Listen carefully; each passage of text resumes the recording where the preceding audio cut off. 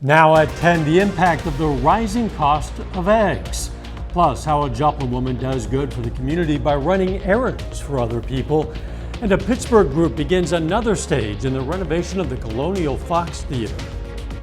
The 4 states' most watched news starts now.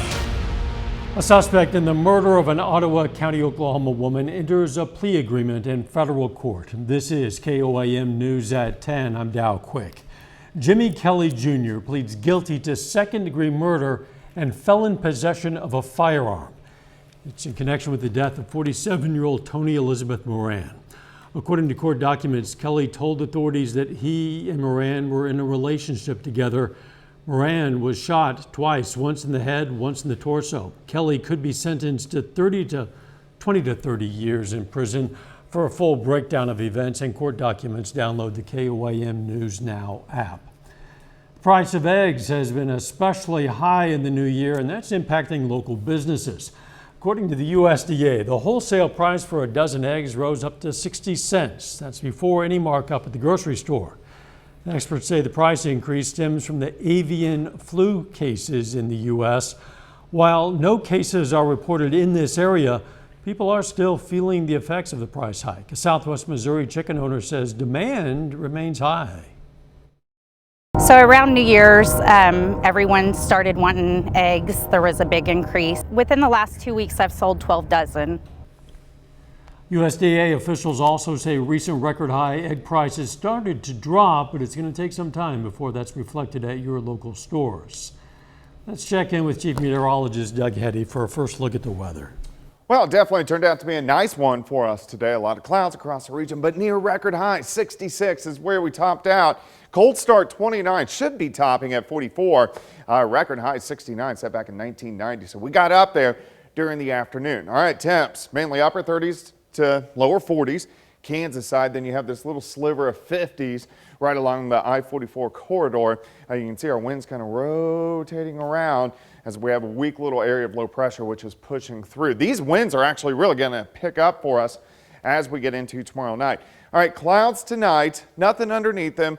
We'll break out of the clouds early tomorrow morning as this wave passes by, and then we get ready for our next little system by tomorrow night. Tonight we kind of hang out, lower 40s, overnight lows.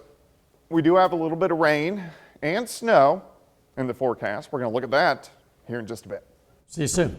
It's time for nominations for the 4 states' finest, our 2023 Viewers' Choice Awards for KOAM News Now. Go to KOAMNewsNow.com/finest. Nominate your favorite businesses. You can submit a nominee for any of several categories, including health, fitness, shopping, restaurants, and more. You help choose the finest, and each week one viewer will be randomly chosen to win $100. A Joplin woman is doing what she can to support local residents who are limited with transportation. KOAM Shagun Bamandeli has more. The love of helping people drove Crystal Baker to start a new business running errands. I love helping people. I've always loved helping people. It's just a passion of mine. I grew up helping my aunts and uncles go grocery shopping, and I've always wanted to do something, be in business for myself, and I decided I would just start doing what I love to do. Baker took the opportunity in the market where there was none. When I first decided to do this, there wasn't much of a market for it. But then once COVID started, it became more of a necessity. A customer who has used the services was surprised at the distance Baker went. And somebody called me and said, hey, you got to pick this up right now. And there was no way I was going to do it. So I called Crystal and she said, sure, I'll go down there. She had to go to Galena for me. Jennifer has nothing but praise. She's multifaceted. She can do anything. So, you know, if I needed to renew my tags, I could call Crystal and she'd go stand at the DAV for me, so I don't have to spend that time doing it. Or if I needed a part from Lowe's, I'm in the middle of a project, she'll run to Lowe's and pick me up. Reporting in Joplin, Shagun Bamandeli, KOAM News. Baker does all kinds of errands, delivers food, also drives the elderly to their hospital appointments, Bible study, and bank runs. McDonald County Mustang fans tonight helped make a student's dreams a reality.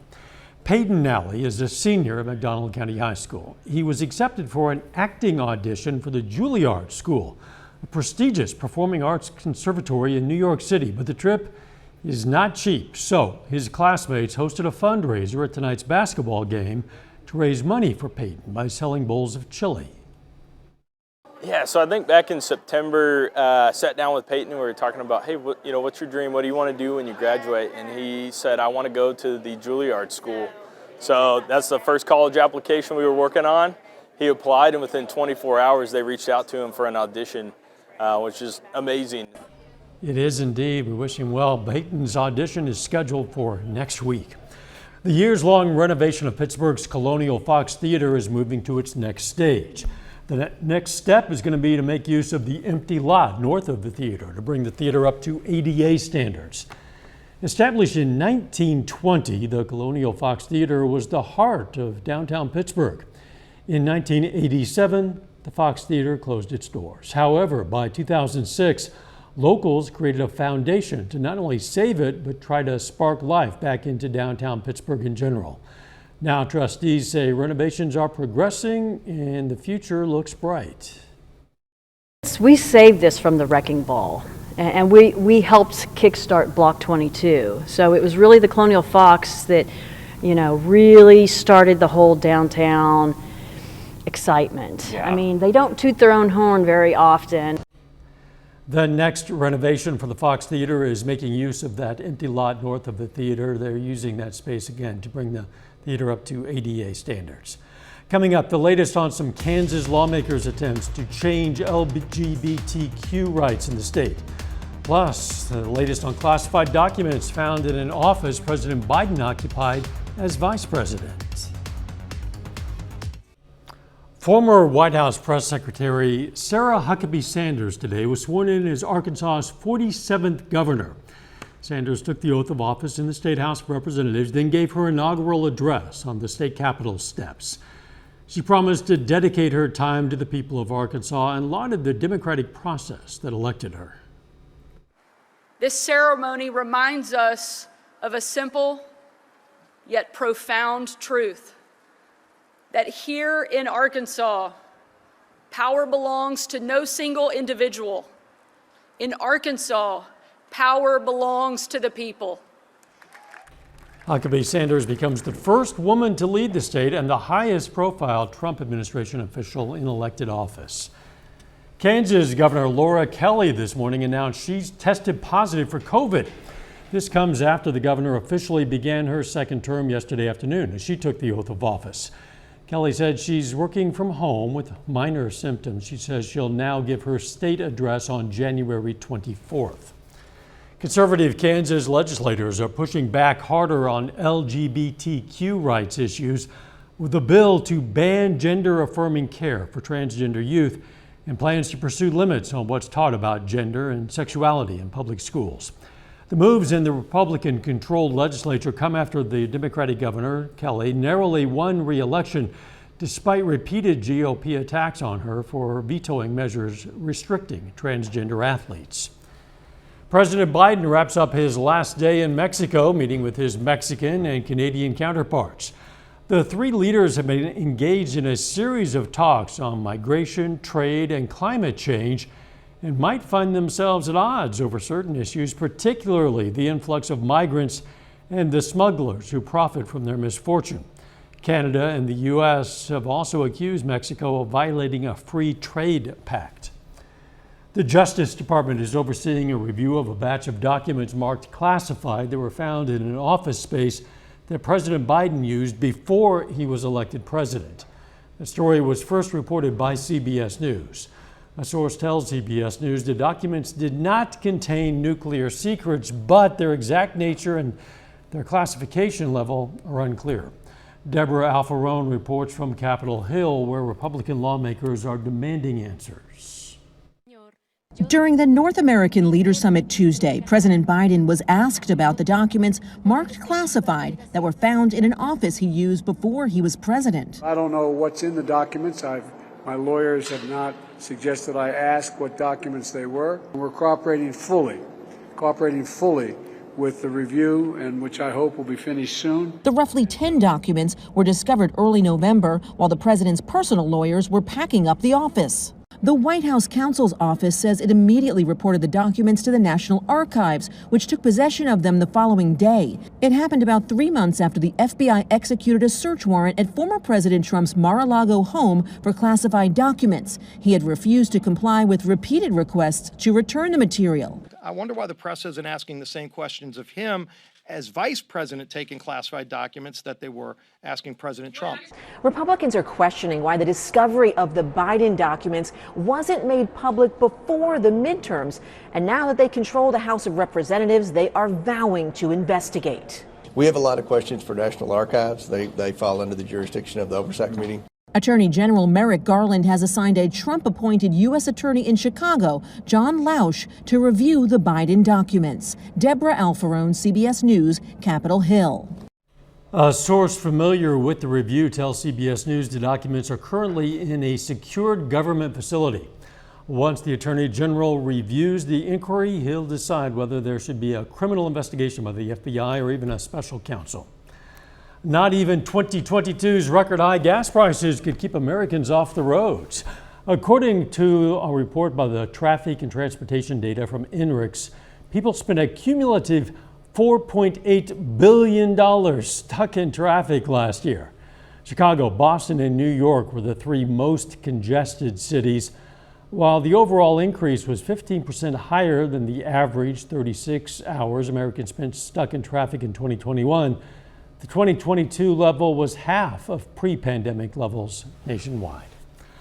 A little bit later, COC action returns tonight as the Carthage Tiger boys basketball team hosts the Joplin Eagles. Well, we're going to look at our next storm system rolling in with a little bit of rain and even some snow. We'll talk about that coming up.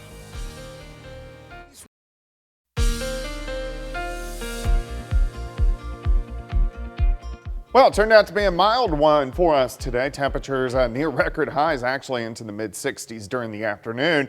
We're going to stay fairly mild again for us tomorrow before we start to get some changes in the region. Outside, here's Indigo Sky Casino and Resort. Of course, Indigo just outside of Seneca, Missouri. Let's check out the temps. A little bit cooler. Kansas, upper 30s to lower 40s. You got lower 50s. Once you get down into southwestern Missouri, also northeastern parts of Oklahoma. Weak little wave rotating through. So you got south winds and then you got westerly winds in our western counties. So we are going to see that little change of wind direction as we go through the overnight hours tonight. All right, outside, it's 52, southerly winds 5 to 10, humidity is at 59%. Through the night, hang out in the 40s, overnight low right around 42. We have clouds right now. We will start to clear out a little bit later on tonight. You can even see a few little sprinkles popping up on the Kansas side, not reaching the ground. So nothing really underneath these clouds. And these are going to push through tonight.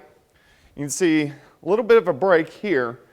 So we'll have a little bit of sunshine to start the day and then clouds filter right back in as our next storm system is moving into the western parts of the Rockies. All right, let's go through time. Let's break this down. We'll stop at 7:30 in the morning. Partly cloudy. Some sun, lower 40s. Clouds thicken by noon. Most of us upper 50s to lower 60s. As we get into the afternoon, most of us low to mid 60s. 64 in Anderson, 62 in Parsons, Veneta 64, Nevada 59. You can see a little bit of rain popping up. Should not be reaching the ground, so tomorrow should be dry. Tomorrow night, little different story. Here's a little band of showers pushing through. So this is 11, midnight, 1 a.m. These pull east. We get a cold front. The winds really pick up. Then watch this band of snow. Right from Topeka, Lawrence, Kansas City, rotates in late tomorrow night. Northern counties, you can see from Yates Center, Chanute, Iola, Fort Scott, Nevada, maybe as far south as Pittsburgh and Lamar, over toward Mount Vernon. This quickly rotates through light snow. Southwest Missouri Thursday morning, and then we'll start to exit. So the areas that will get some snow will get some accumulations. Light accumulations, I would say half an inch, maybe upwards to an inch. Fort Scott, Nevada, Lamar, Stockton, Iola. I think it will stay just north of the Joplin Metro, but we'll see if it sinks a little bit farther south because it could as we get into the daytime hours tomorrow. And then sunshine returns Thursday afternoon. Also, look at the winds. All right, so tonight into tomorrow, not too bad, southerly winds. But behind that front, look at the wind gusts, 35, 40 miles per hour into Thursday morning, and then starts to taper off Thursday afternoon. So the winds are really going to pick up as well. All right, 65 tomorrow. A lot of clouds, rain, and light snow tomorrow night into Thursday morning, mainly affecting areas north of I-44. 42 Thursday afternoon, 42 on Friday, so a little bit cooler. We start to warm up by the weekend. Rain chances back in on Monday, and then again Wednesday and Thursday of next week. Overall, temperature is not too bad. In fact, if we get some light snow, it's not going to stay snow for very long. No, not at all. Thanks, Doug. Hey, good news concerning Earth's ozone layer. It's on track to recover completely within the next 2 decades as ozone-depleting chemicals have been phased out across the world. That's according to a new United Nations-backed assessment. The ozone layer of the atmosphere protects our planet from harmful ultraviolet rays. According to the assessment, the use of ozone-depleting CFCs has dropped 99% since 1989, thanks to international cooperation. Still ahead, we're going to hear from the Chiefs quarterback Patrick Mahomes on the team's bye week heading into the playoffs. And the Carthage boys host Joplin tonight in the COC League opener. Jacob Leonard has those highlights and more up next.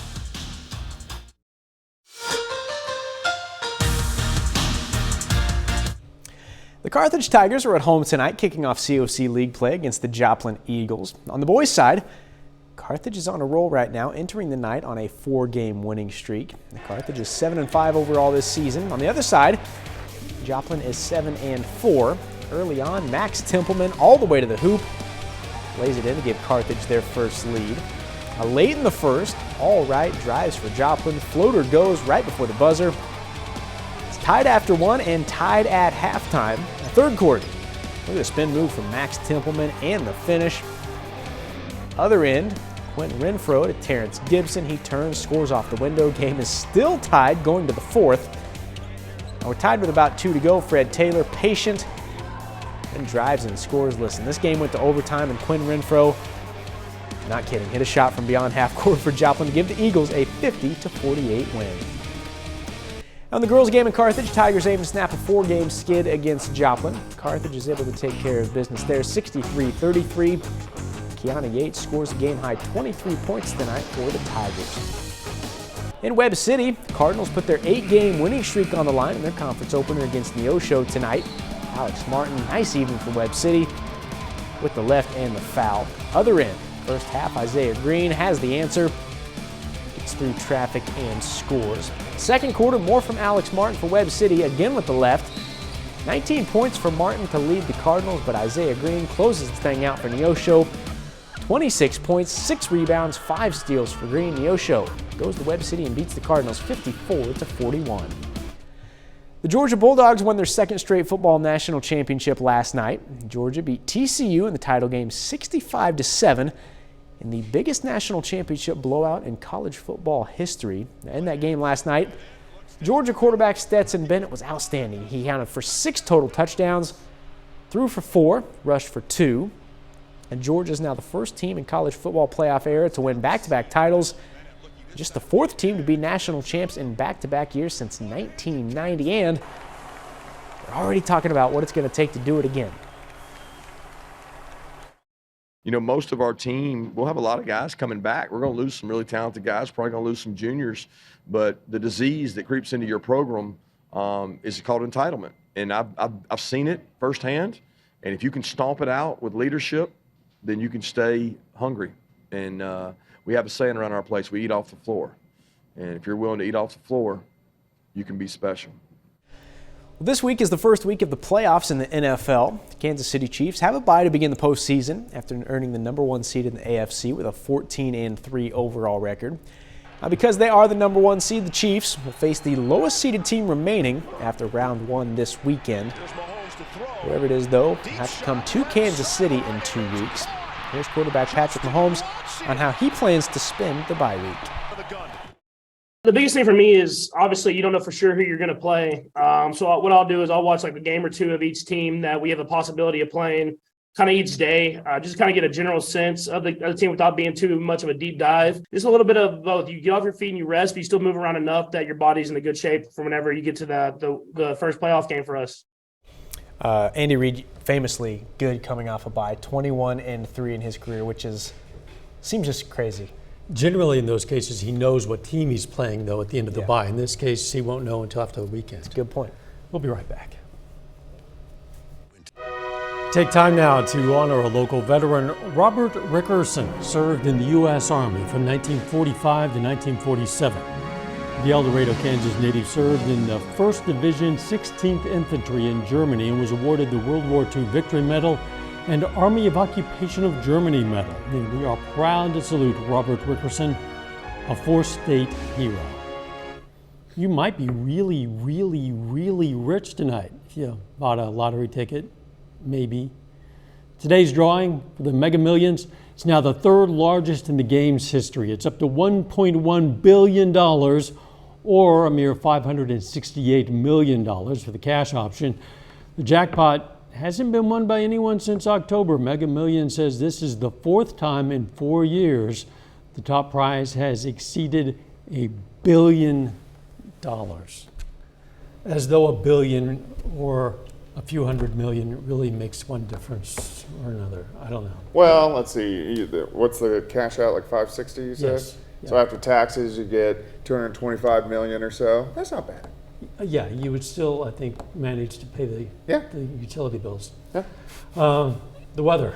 Well, it looks good tomorrow. We aren't going to see much in the way of sunshine, but temperatures great, 65. Little rain snow mix late tomorrow night. On the sports I told you Quinn Renfro hit that game winner for Joplin from half court tonight. It's in the story on the sports page at KOAMnewsnow.com. That video is. Go check it out. Yes, indeed. Also check out the morning show, 5 a.m. Let's make it a great tomorrow.